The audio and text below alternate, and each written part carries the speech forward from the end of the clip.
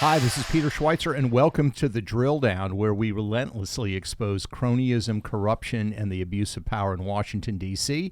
Seated by my side, Eric Eggers. Eric, how are you? Well, I'm great, Peter. It seems weird to think about it, but it's been a week, but we survived a hurricane here in North Florida. So I'm excited to no longer be checking the radar and worrying which way is it going to go, and you try to infer so much information from this one small line on a graphic on your phone. That's exactly, and your fate is in the hands of which direction that little dot is going to end up going. It's interesting you mentioned that. We're going to talk about natural disasters today and the tragedy out in Maui, and really discuss whether it actually was just a natural disaster or was it a man-made policy disaster. But before we get to that, I have a question to ask you. Now, I can imagine, I didn't know you when you were young, but I imagine you were a pretty precocious kid.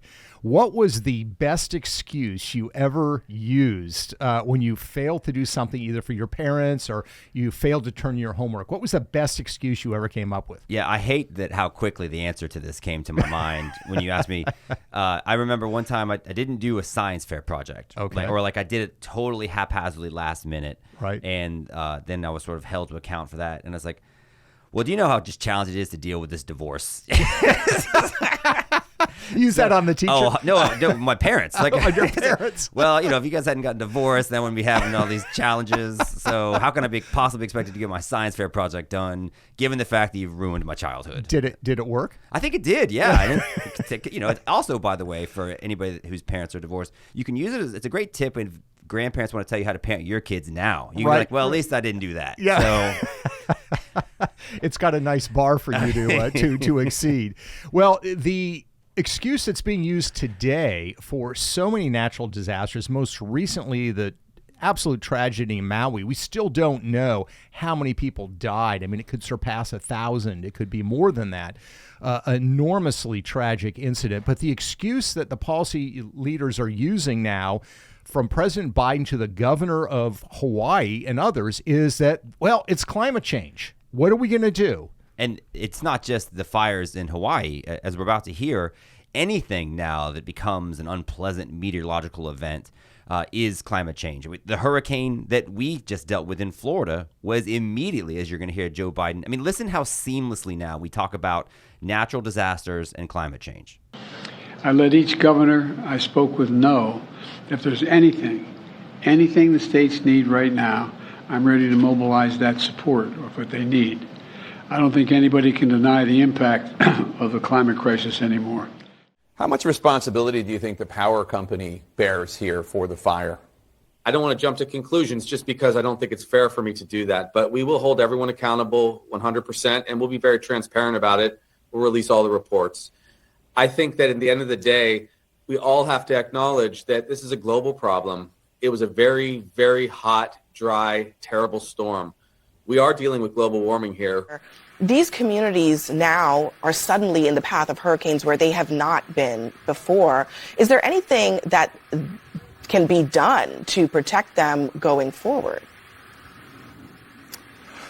That's an amazing question. It's the biggest sort of trillion-dollar question about how you adapt communities like this to the world that we're already now living in, at the same time trying to mitigate further, more wicked storms down the road with more fossil fuel pollution. So there you hear it. We're seeing fire like we've never seen before. These disasters are everywhere. The heat is more intense. None of that, by the way, is based on any scientific evidence.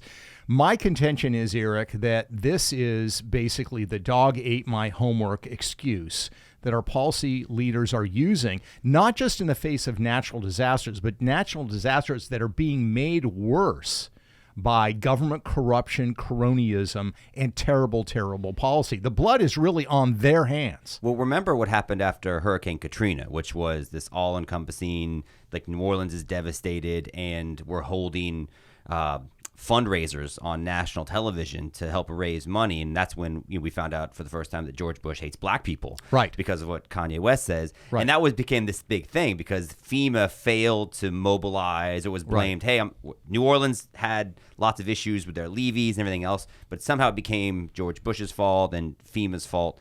And then imagine if you look at, and we'll talk about the details of how poorly the governments reacted to the fires in Maui.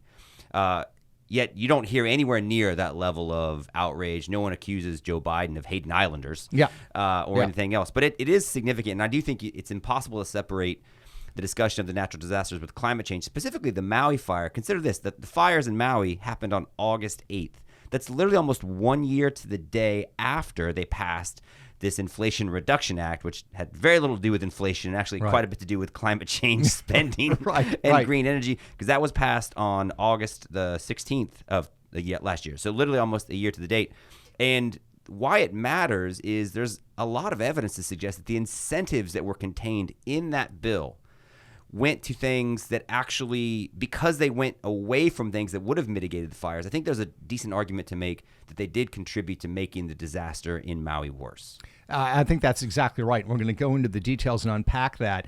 But as a background, the government in Hawaii knew that the threat of wildfires was increasing. And it was increasing because they were failing to cut back the brush. They were failing to do controlled burns.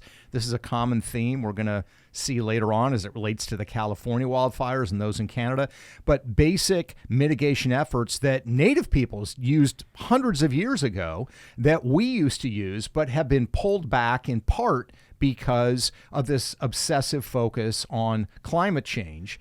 But as a background, this is what the government in Maui was saying at the time. The investigation found, this is from July of 2021, the county of Maui, the government commission, the investigation found that the number of incidents from a combination of wild brush forest fires appears to be increasing, and that this increase poses an increased threat to citizens, properties, and sacred sites. Wild brush forest fires present a growing threat to Maui County citizens and safety and property. That's in July of 2021. So, and there are numerous other examples where they knew that this problem was increasing.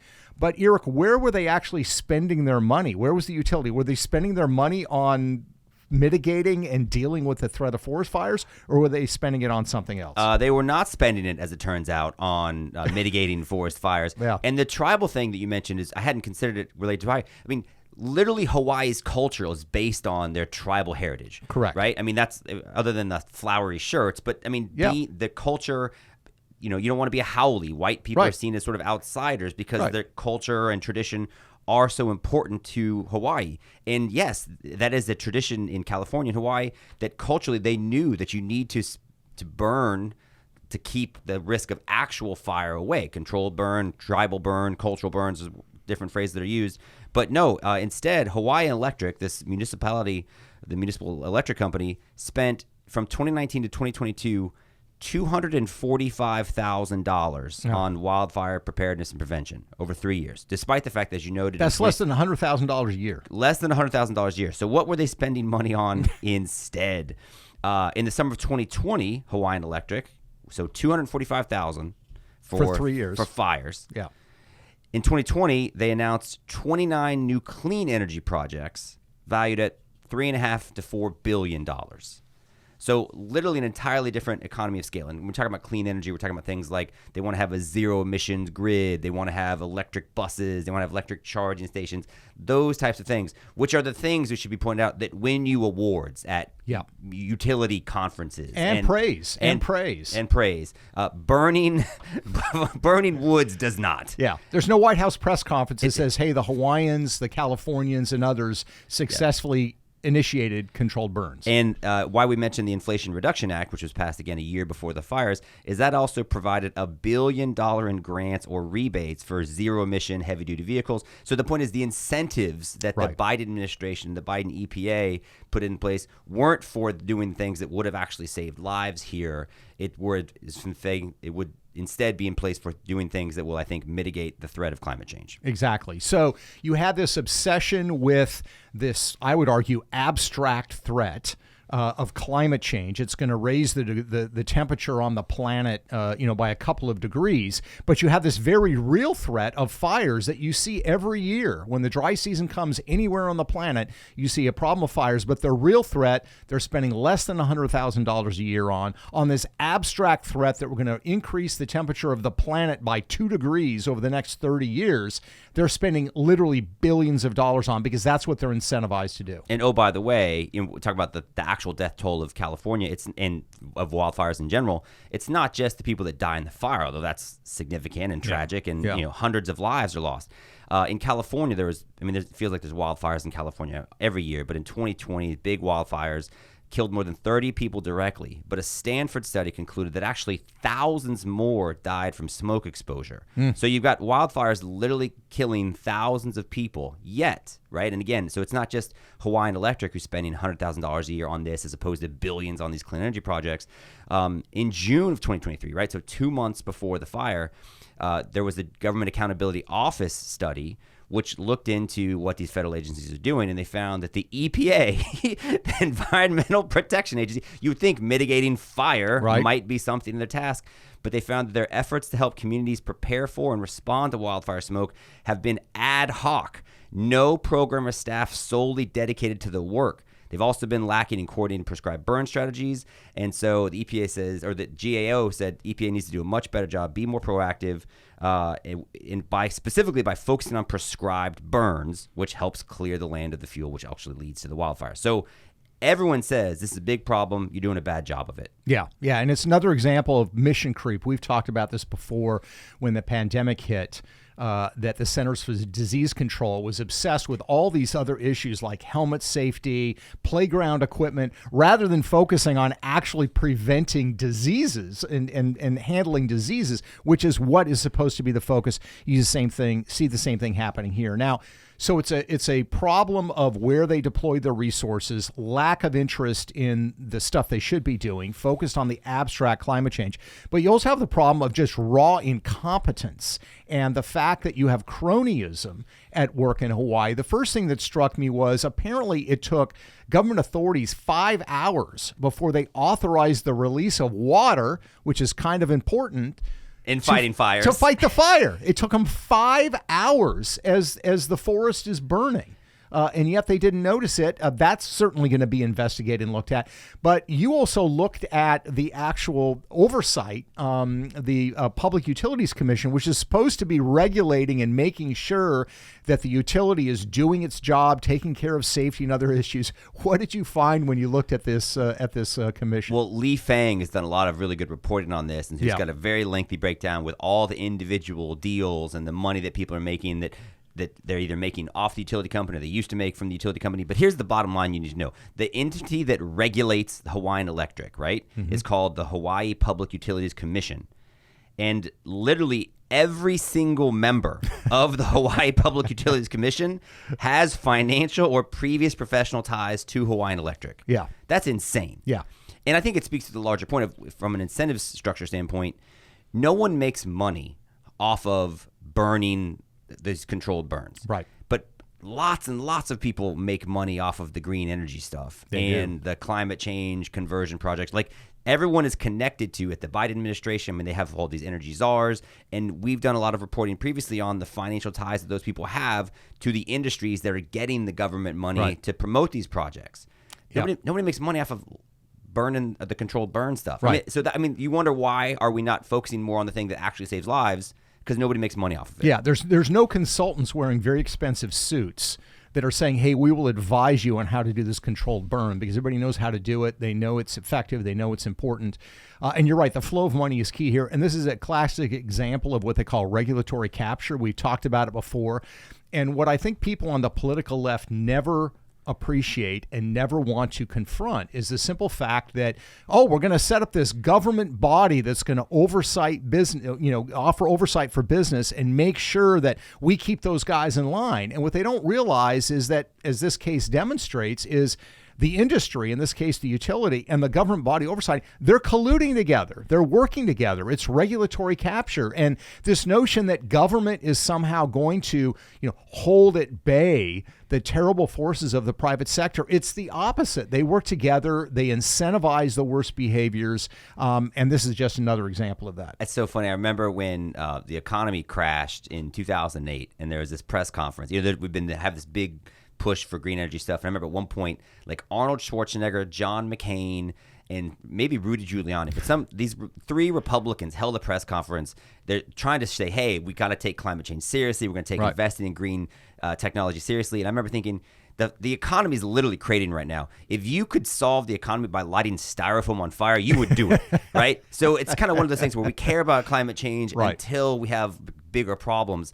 And but you're right. It's such a great metaphor. It is always the excuse that's used in your, I think, first big book, Throw Them All Out. You looked into, because the economy's crashed. So Obama gets elected. We're going to do this economic stimulus. We're going to do all the shovel-ready projects because we're going to put money in the economy. We're going to fix this economy. And so much of that money didn't just go to silly things like a turtle tunnel here in Tallahassee. I mean, it's silly, but a lot of it went to these new green energy projects. And what was the stat about who got the money for green energy? So it's not really about science. It's about money. Yeah. So the Department of Energy was allocating billions of dollars to green tech companies in loans and government grants. And we went and looked as our solution to fixing the economy. Yeah, to fixing the economy. And what we found is that of the billions of dollars they put out, 80% of that money went to green energy companies that were owned by people who had served on Obama's finance committee of his campaign. 80%. So, at least they got the recycling part, right? You put in the government money, you get the guy elected, he gives the money back. So this is a huge problem. They use this as an excuse. The media never calls them out on it. Also note, we don't really know the origins of these fires. Of course, they said that climate change was the cause of the fires in Greece. Greece has had terrible flooding and terrible fires. Turns out those were actually lit by arsonists. So the notion that climate change is responsible has never been established in any of these cases. It's a convenient excuse. But it didn't just start with Maui. It happened in California, and it happened in Canada as well. Yeah, and the same issues have happened. I think for some reason, because the emphasis is on green technology and the things that they seem to want to focus on to improve the environment are investing in emissions and batteries and electric buses and things like that, as opposed to removing the one physical threat to our environment, which is these wildfires, because as you noted, and then there's the smoke damage, which in Canada was 90% of the East Coast had poor air quality that they're having to deal with. In California, it's been quite challenging, and that same GAO study also found that California has, quote, been slow to reach its aggressive goals to reduce fire fuels due to staffing shortages, delays, and a lack of legislative guidance and oversight. So it got so bad, in California, they can't find anybody that actually wants to do this. So they literally went back to the tribes. They went back to these Native American people, or these people that have been living in California, and said, hey, you guys used to do cultural burnings all the time. You were smart enough to know how to do it. And then we came in and told you to stop doing it for environmental reasons. Will you please go back to doing it? Exactly. They held a press conference in April of 2020. Gavin Newsom was we're asking the Native Americans to get back to the burning. Please. Yeah. This is an example of where we need to embrace cultural appropriation. We need to adopt the practices that the natives used because it helped to sort of cultivate and control these sorts of situations. And unfortunately, it's the environmental left in Canada. This certainly happened. The environmental left went to battle against tribal leaders who wanted to do controlled burns to prevent them from doing so. And I think it's important to say, not to be dismissive of the idea that the evidence does suggest that, the Earth's warming, what relationship humans have with it. I mean, is it cyclical? Is it not? There's a lot of different things you could get into. But the point is that when people like the president, when people like CNN anchors want to immediately transition from, hey, there's a hurricane happening, to clearly it's because of climate change, it's just hard to take those positions seriously when people don't seem to actually take things seriously, or their money's not where their mouths would be. Well, and you say that very well. We did a study a couple of years ago on this, on climate change. And do these politicians who talk about climate change as this serious threat actually put their money where their mouth is? And it turns out they don't. The answer is no. Shocking. Yes, shocking. And what we did is we looked at something very boring, very sleepy called government municipal bonds. These are bonds issued by local governments to fund various projects. And they always have to put warnings there, as you do with any kind of financial product, to say, here are the concerns that you have to be worried about. The city could go bankrupt. The project could go poorly. Tax revenue in the city could go down. It's an investment vehicle. And so you're trying to get people, hey, if you're going to invest in us, just there full are certain disclosure. risks. Yeah. There are certain risks. Well, the disclosures don't really mention climate change. Of course, if they did mention climate change, the interest they would have to charge on the money would go up. So a lot of these cities don't mention them. Or if climate change was viewed as an actual threat, even the cities that did mention it would be paying a higher rate. Exactly right. But and our study found that they do not. They do not. And they were supporting projects that clearly would be in known flood zones in the next 30 to 50 years. One example, Boston Mayor Marty Walsh, who later joined the cabinet of the Biden administration, repeatedly railed against the dangers of climate change, yet he presided over the permitting of multiple buildings that would flood if his own predictions about climate change were correct. While the city of Boston mentioned climate change just once in its disclosure statements on bonds. You could find the same thing as it relates to California. Coastal cities, San Francisco, Los Angeles, and San Diego failed to mention climate change or sea level rise even once in the disclosure statements of their bonds. So in other words, again, these cities are saying, hey, this is a 30-year bond we are issuing to people. Give us money to finance projects. We'll pay you over the course of 30 years. At the same time, they're claiming 30 years from now, our city's going to be mostly underwater. Yeah. There's a total disconnect. So they're hyping it on the one hand because they can get money, they can get the attention you talked about. On the other hand, they're not mentioning it when it's actually going to cost them money. The other example of our study that I think is actually my personal favorite is the city of Oakland, right? So San Francisco's sister city, although sister, maybe it's like your less successful cousin. No offense to Oakland, but come on. Oh, no, complete offense to Oakland. But in this, the city of Oakland, its 2017 bond disclosure said it, quote, couldn't predict or when or even if sea level rise or other natural events would have an adverse effect on the city. So it says, hey, we don't know. It's an unknown statement, right? Yeah. At the same time, the city of Oakland was actually in a lawsuit against several oil companies in which it claimed in the lawsuit a projection of up to 66 inches of sea level rise, and which they said will harm us between $22 and $38 billion. So bond disclosure, we don't know. Lawsuit, we're basically going to drown. Yeah, guys. we absolutely know. That's right. That's right. So if you're listening to this podcast and you're, you got to be very frustrated about this, what are some of the lessons we can draw here? The first one that I think of is hold the people into account whose actual job is to deal with these natural disasters. Don't let them make excuses. And the media does this because they buy into the climate change, so they don't hold them into account. But if this happens in your state or in your city, hold them into account. You actually have people whose job is to deal with fires, to turn on the water if there's a fire. And if those people are failing to do their job, if the governor is failing to do their job, don't let them use the dog ate my lunch excuse, which is what climate change has become. Yeah, Ron DeSantis is actually, I think, down in Steinhatchee, Florida, was down there yesterday or this morning and talking about, that's where a community has been absolutely devastated. The hurricane was very real, was very bad. In Tallahassee, we got lucky. It looked like it was going to come here, but it ended up going further east. And Joe Biden was in Live Oak, Florida over the weekend, I think, touring the area. So there are parts of the state that have been dramatically and negatively impacted. But Ron DeSantis made the point today. He said, listen, we have a role as government to help people prepare for, but we shouldn't politicize these natural disasters by quickly pivoting to climate change. It doesn't do anyone any good and actually just distracts from, and that's the point of the lesson to learn from the Hawaii fires. They were distracted. They were distracted by things that they seemed to virtue signal a certain cultural value, right, instead of doing the job that would have helped save lives. Yeah. And the same government that says we want to be more involved in your lives in these other areas is the one that has failed us in the most basic area, which is protecting us from natural disasters and from any other thing that can befall people. So it's a very tragic situation, but keep in mind and remember, even when it comes to basic things like fighting natural disasters, cronyism, corruption are oftentimes massively present. Your final thoughts, Eric? Yeah, I think that's exactly right. Hawaii Electric wasn't doing the job, and they weren't held to account by the regulatory agency that should have made it do its job, because literally everyone was making money off of this thing. And so, it's just cronyism, corruption, and incompetence. But that's what actually happened instead of being presented as climate change, which is what the media is trying to tell you it was about. Well, tragedy on multiple levels, tragedy of the natural disaster, tragedy of the government disaster, cronyism, corruption that followed. We're going to keep on top of this story. Unfortunately, we're probably going to see more of this. We want to thank you for joining us, as always, on the Drilldown.